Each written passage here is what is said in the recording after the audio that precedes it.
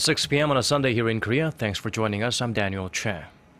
We start with the latest on the Middle East Respiratory Syndrome or MERS outbreak here in Korea. An additional death was reported this afternoon, bringing the total to 15. For more, we connect to our Kim Min-ji on the phone. Min-ji, could you fill us in? Yes, hi Daniel. Another death has been added, a 61-year-old man in the southern port city of Busan. Health officials say he had been receiving treatment at a hospital, but his pneumonia had been getting worse. The man contracted the virus after visiting a relative at a hospital in Seoul who was sharing a ward with a MERS patient. Health officials also confirmed 7 additional cases of MERS on Sunday, bringing the total number of infected people to 145. 4 of the 7 new patients caught the virus at Samsung Medical Center in Seoul, where they came into contact with an infected patient. Now, this hospital has been a hotspot for MERS transmission, with over 70 cases traced back to the facility. In a press briefing on Sunday, the hospital announced a partial shutdown of operations, closing all non-emergency services until June 24th. And as of Sunday, about 4,900 people were in quarantine for possible infection. Still, it's important to remember that none of the confirmed cases have occurred outside hospitals, as the World Health Organization stressed on Saturday. The WHO will be holding an emergency meeting on the outbreak on Tuesday. So, Min-ji, here to curb fears of fourth-generation transmissions, President Park Geun-hye visited a hospital in Seoul. Yes, that's right. She visited the Seoul National University Hospital in the afternoon, trying to curb public fear against the virus. The presidential office of Cheongwade said that Park was briefed on the current situation and offered encouragement to the staff. The president also visited the shopping district of Dongdaemun to comfort the merchants who are having a hard time due to a significant drop in the number of visitors and tourists. The president assured the merchants that the government will do its best to prevent the spread of MERS and to promote Korea as a safe tourism destination. Now let's move out to overseas. We are also hearing reports that a Korean man has been isolated in a hospital in Slovakia because of the virus. That's right, Daniel. Slovakian health authorities have isolated a Korean man in his 30s at a hospital in the capital. Officials say he started showing symptoms of a cold last week, and he received medication, but his conditions haven't been getting better. He's currently waiting for his blood test results. Seoul's foreign ministry says the man didn't go to places where he would have caught the MERS virus in Korea before his visit. He arrived in Slovakia in early June and has been identified as a subcontractor working at Kia Motors plant in the country. That's all I have for now. Back to you, Daniel. Thank you for that report, Min-ji. Moving on. Economists say the Korean government will likely draw up a supplementary budget to manage the fallout from the MERS outbreak. According to an analyst from NH Investment and Securities, there was demand for a supplementary budget even before the virus arrived in Korea. The Ministry of Strategy and Finance says the outbreak has seriously affected domestic consumption. Traffic at department stores, movie theaters, and baseball games during the first week of June, when the first MERS deaths were confirmed, dropped 30 to 80% below numbers for the same period a year ago. Economists generally agree that a supplementary budget could help sustain the ailing Korean economy.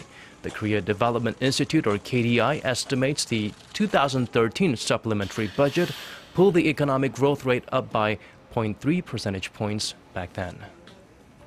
Korea's Foreign Minister Yoon Byung-se continues his global tour to convince UNESCO committee members to vote against Japan's bid to register controversial facilities as World Heritage Sites. The locations include camps and factories where thousands of Koreans died after being forced to work as slave laborers. Yoon's first stop was Germany, home to the UNESCO committee's chairperson. He then flew to Zagreb, Croatia on Saturday, where he met with his Croatian counterpart. She said she understands Korea's position and hopes a consensus can be reached with Japan. On Sunday, Yoon flies to New York for talks with the Malaysian foreign minister before heading to Washington for other state matters.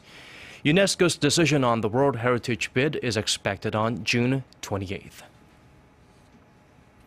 While in the U.S., Yoon will also make a 3-day stop in Washington to sign a civilian nuclear deal. The agreement with the U.S. will allow Seoul to expand non-military nuclear activities. Korean President Park Geun-hye was scheduled to sign the deal in person, but postponed her U.S. trip last week as her government struggles to contain the MERS virus. The new deal will give South Korea more access to uranium enrichment and research. June 15th marks the 50th anniversary of a landmark joint declaration to increase economic and cultural exchanges between the two Koreas. But in recent years, inter-Korean ties have soured. Our Kim Hyun-bin reports on possibilities for improving that relationship.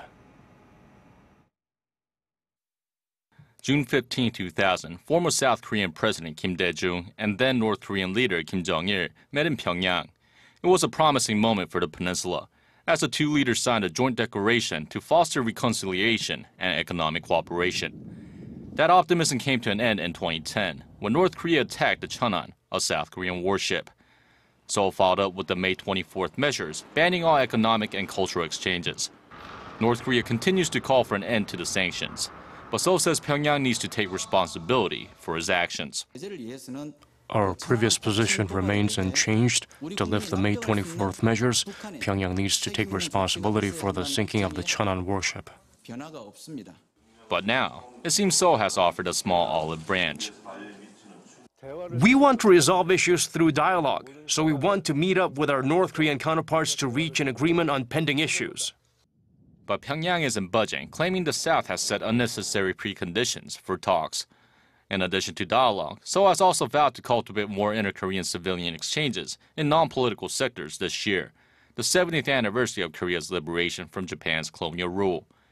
With two big anniversaries occurring this year, experts say there could be major improvements in inter-Korean ties, but not until this issue surrounding the May 24th measures are resolved. Kim Hyun-bin, Arirang News. Moving on to some tech news, early bird purchases validate the explosive popularity of Apple's new smartwatches in Korea. Unable to wait until June 26th, Korea's official release date, local customers have purchased the device directly from overseas sites like Amazon.com. The Apple Watch Sport model seems particularly popular with Koreans. According to data compiled by the Korea Customs Service, they bought 181 of them between May 26th and June 12th. Koreans aren't alone in their desire for the new gadget. During its initial pre-order period, the Apple Watch reportedly sold out in just 6 hours. And market tracker Strategy Analytics predicts sales volume of the Apple Watch will reach $15.4 million in 2015, and Apple will take up 55% of the global market. Samsung plans to fight back with a follow-up smartwatch to its Galaxy Gear devices. DNA phenotyping is just starting to be used to track down criminals and put a face to missing and unidentified people.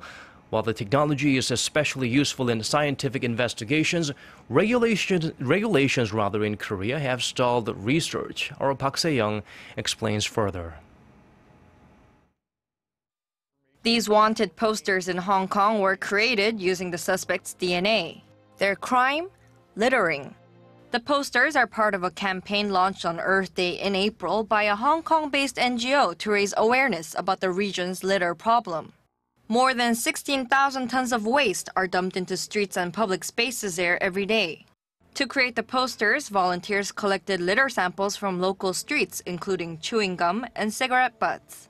The samples were then sent to a US-based genetics technology company, which used its DNA phenotyping system to read tens of thousands of genetic variants from each sample. The data can predict ethnicity, eye hair and skin color, freckling, and face shape. The samples produced 27 facial composites, and the campaign was a big hit on social media. The science behind the idea has existed for years.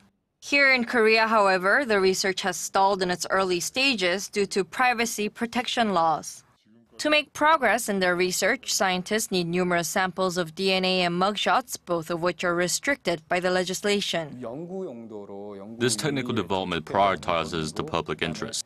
If it doesn't contradict research ethics, and we use the DNA and photos purely for research purposes, without releasing them, I believe the law should be open to the idea.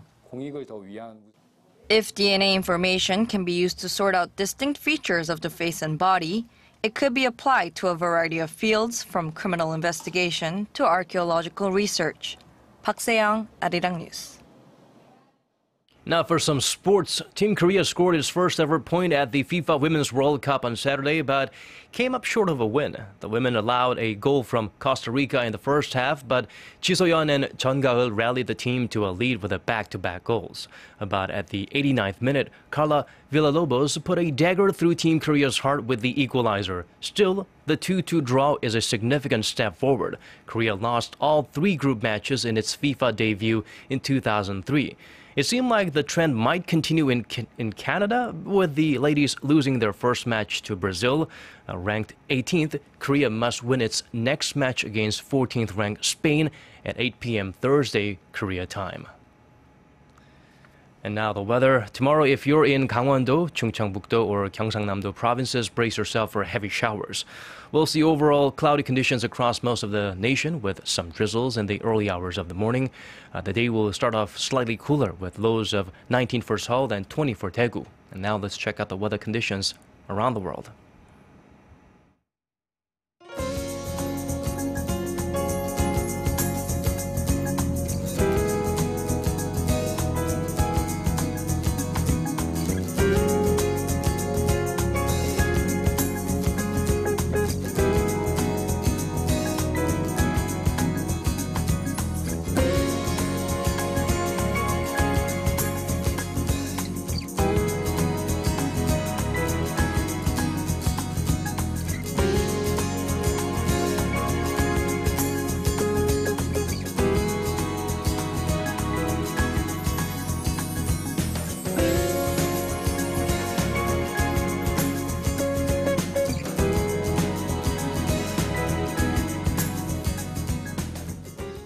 And before we let you go, this just coming in, North Korea fired 3 KN-01 missiles into the East Sea. This will be the 3rd time North Korea has conducted such missile test firings. According to the JCS, it was conducted between the hours of 4:21 p.m. and 4:47 p.m. We'll have more on those stories in our later newscast. Do join us at 10 p.m. Korea time for that. For now, thank you for watching.